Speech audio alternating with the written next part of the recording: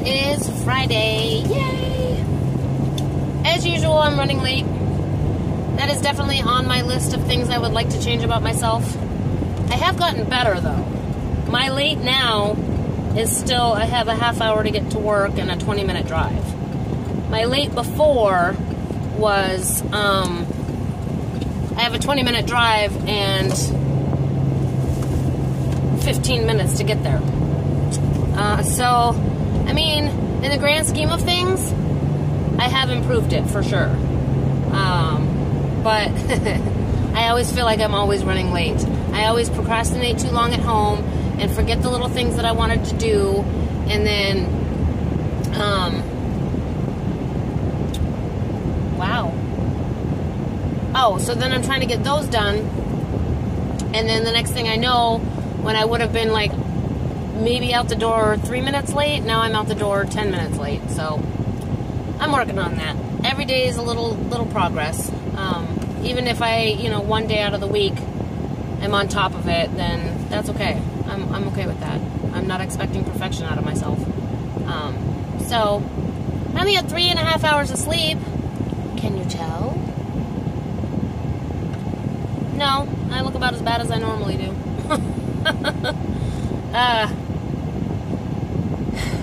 Multiple factors, but took my medicine too late last night. Thursday nights, my brain always is like, hey, it's almost Friday, you don't need sleep. Even though by Thursday I'm just exhausted at work. So a combination of the medicine and my Thursday brain, and by the time I got in the door, it was after 2 a.m. because I lollygagged in the parking lot at work playing on my phone. And then by the time I went upstairs, because I played my game downstairs a little bit and then was painting at the same time, working on my paintings.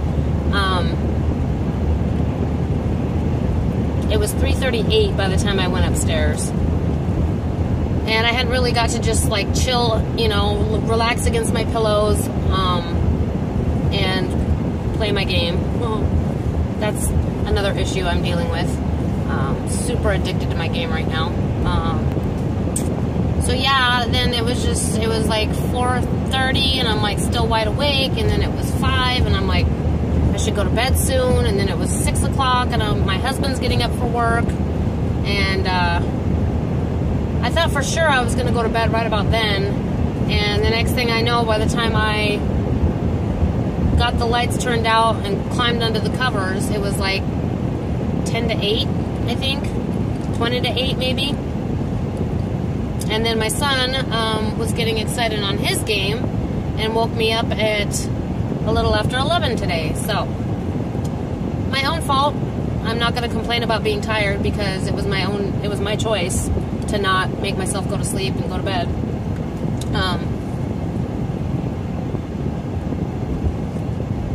But I took my medicine again, so that helps, because it helps me not be as tired.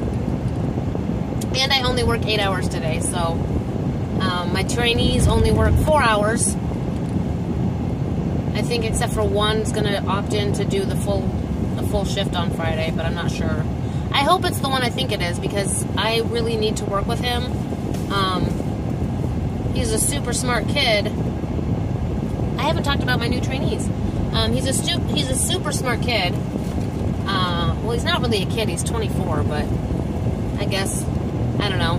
24 seems so young to me now at 38. Gosh, I'm saying a lot. I'm finding I have about 30 seconds to a minute to either show him or describe to him what I need him to do or how I need him to do it. And he's bouncing and he's looking and he's picking at tools and he's like, hey, can we do this next? And I'm like, yes, but let's finish doing what I was just showing you first. Which is fine. Everybody learns different.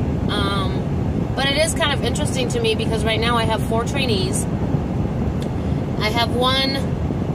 Why are you doing 55? Whatever. Well, I'm going to be late, so I should probably just go out and around.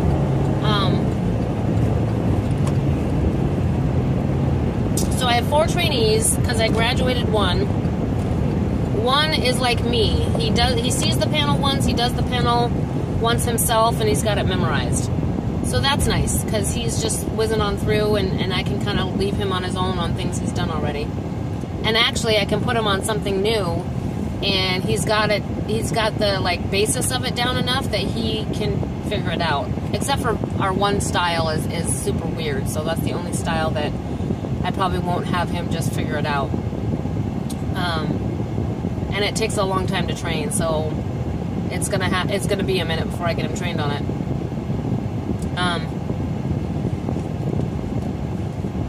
And then I have an older gentleman who is, he's got to be about my age, maybe a couple years older. And he's a very, not slow, but he's a very methodical worker.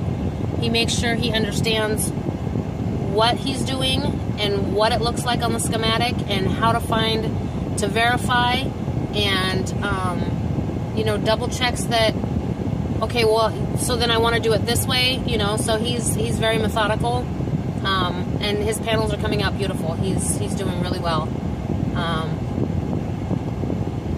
And then I have one that has, English is not his first language, but I think he's been here for quite a while. So the little bit I've communicated with him, he's pretty quiet. He's really quiet.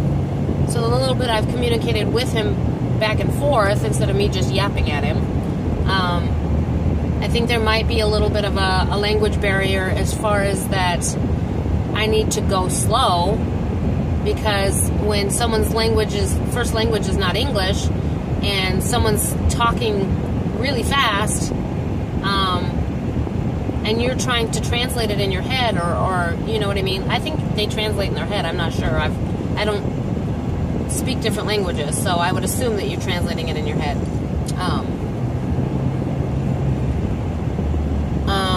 Yeah, so I'm showing him and I'm talking really fast, and he's trying to process both at the same time. So I would really like to be able to spend more one-on-one time with him for more than just a few minutes.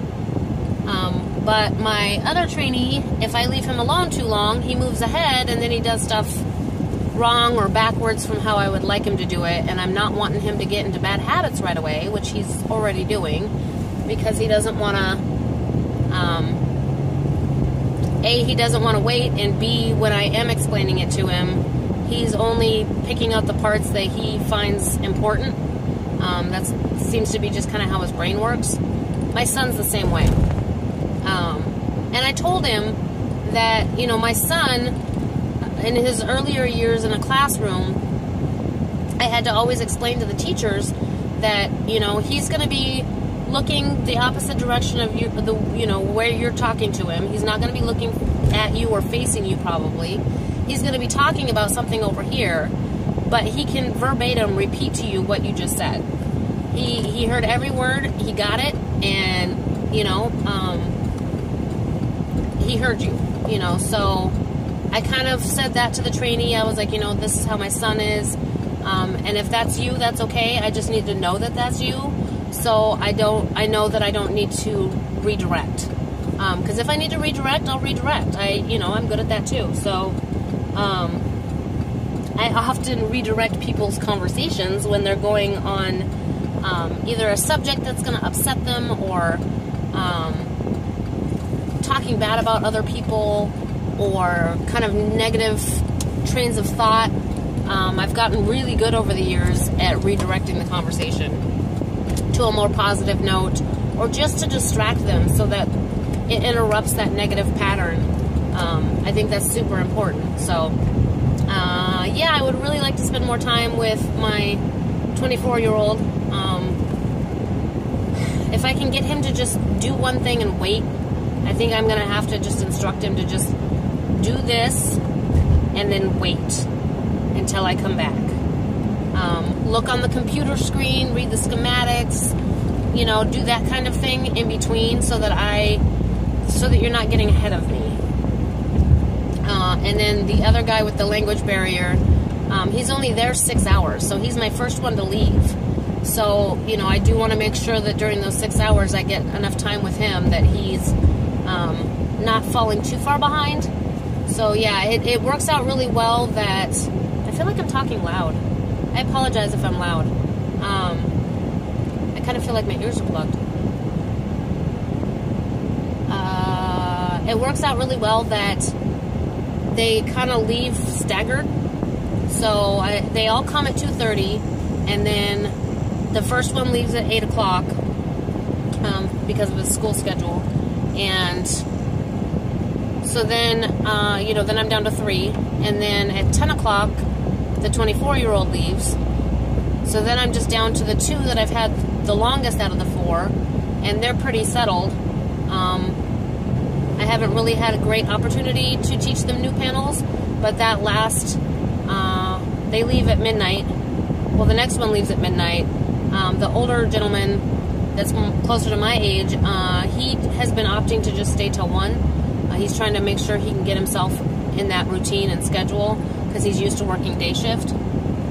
So, yeah, 8 o'clock, 10 o'clock, midnight, and then 1 o'clock. So it actually works out really well because then I can, have more individual time with each one as it goes on. But I feel like the first 2 new guys are getting kind of screwed just because between the 2 of them, they both need a little more attention than the first 2 that I had. They're a little less independent, so plus they're low volt versus high volt. The guy that's closer to my age is high volt, and that's a lot less wires to worry about. So it's a lot quicker to show high volt than it is low volt. So apparently I have another one coming Monday, a 5th one.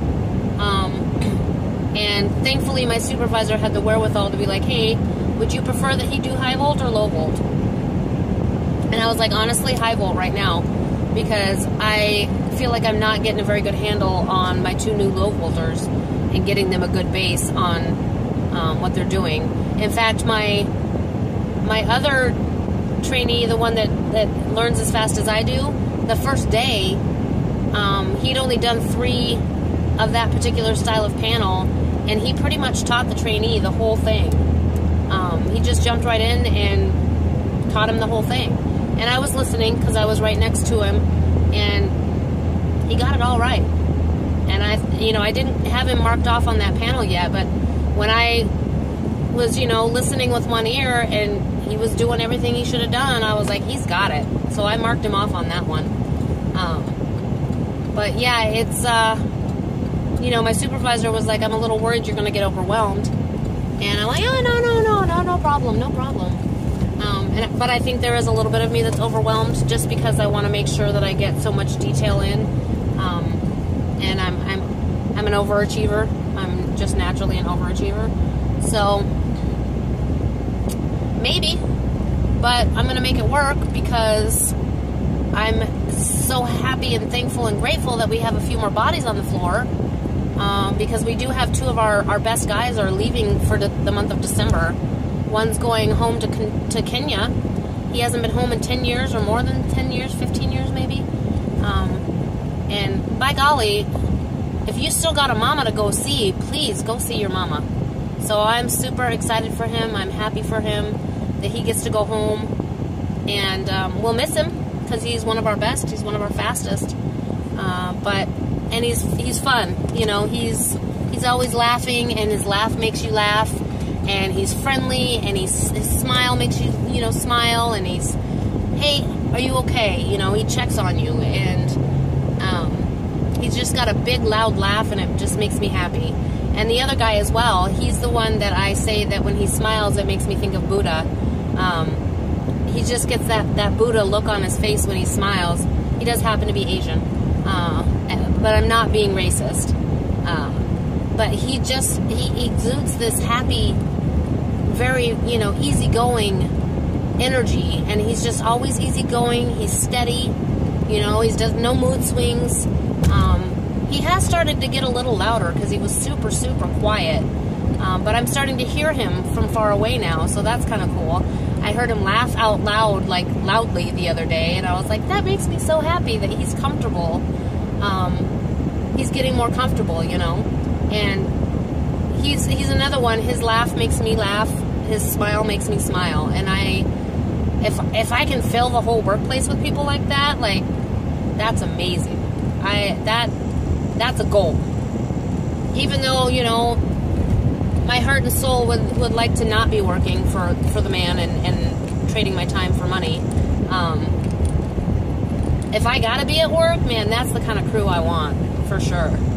I'm really blessed that my coworkers are all minus one or two. They're all very easygoing, easy-natured, you know, steady emotions, steady temperaments, and they come and they do their job, you know. So that's amazing. You know, I'm 16 minutes in and I didn't talk about why I wanted to make a video. I do apologize for all the ums. I am aware that I'm doing it. I don't know if it's the medicine or just because I'm tired. I don't know. So what I actually wanted to talk about was I kind of had an interesting little light bulb go off in my head earlier, and I thought maybe it could be another one of those little things that might help somebody. And I was thinking, from one of the videos I was listening to, she was talking about treating, you know, if you're trying to get more financially secure and kind of just do little things that change your relationship with money and change your attitude with money and change your energy with money. Little things that you can do. And one of the things she said was, don't keep receipts in your wallet. And I thought that was super interesting because, you know, that's the best place to keep them so I don't lose them. But she was saying that it, one second. I'll get the spout out in front of my mouth and then pour coffee all over my face. It's awesome. She was saying that when you keep receipts in your wallet, it's you know, sending the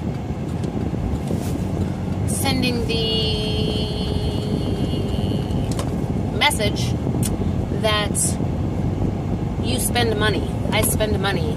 And if you're trying to save money, you don't want to be sending out the energy and the message that you spend money. So, you know, keep them in an envelope. In your purse, in your car, probably not even in your purse. Don't keep it in your purse. And maybe not even in your car, because maybe it's bad juju. Keep it in a file cabinet, you know, have a envelope of receipts that you keep in your file cabinet, and, you know, put them on your table until you get a handful, and then get in the habit of putting them in the envelopes, or the file itself, if you do it that way. Slippy slide. So yeah, I thought that was interesting. And she also, you know, recommends that, you know, don't keep this, unless it's working for you, don't keep the same wallet forever and ever. If things could be improved financially and you're able to do it, go get a wallet. Go get a new wallet, and a pretty wallet, and one that makes you feel good. And, you know, for me, I'm going to, what was my thought? I was going to, once I get, because I made a budget, kind of a budget, it was percentages, really. Once I get that, I bought like a ledger book or something. I don't know really what it's called, but it's got all the little lines and the green paper, and once I get all that filled in and start keeping up with that, and then oh man, I forgot to pay that bill today. Damn. Darn it. I'll have to do it Monday. It's already like 5 months late, so whatever. So yeah, another idea that she has is that you pay your bills on time or early, and do it with a good attitude. She calls them energy exchanges, which I really like because it makes a lot of sense. You know, I'm paying my power bill literally because they gave me energy, gas, electric, you know, lights, heat, hot water, blah, blah, blah. And I used my energy to make the money. So I'm exchanging that for what they gave me. So it's an energy exchange. And that's her little trick for getting rid of bills forever. Just little things like that change your mindset. But anyway, so I had some plans that I was going to do. And then when I get to that point, my reward is going to be to buy myself a nice new wallet. I don't know what to do with the old wallets, though. I'm trying to figure that out because I don't like getting rid of stuff like that. Well, the one I have, I really like. One I could get rid of. The one that I've been using is kind of beat up, but it is Michael Kors, so I don't know. We'll see. Yeah, but I can agree that it's time for a new wallet. I hope I'm not boring you guys. I'm sorry. I got a lot to say today. I am going to log off here in a second because I want to play my game for a few minutes before work. And my original train of thought was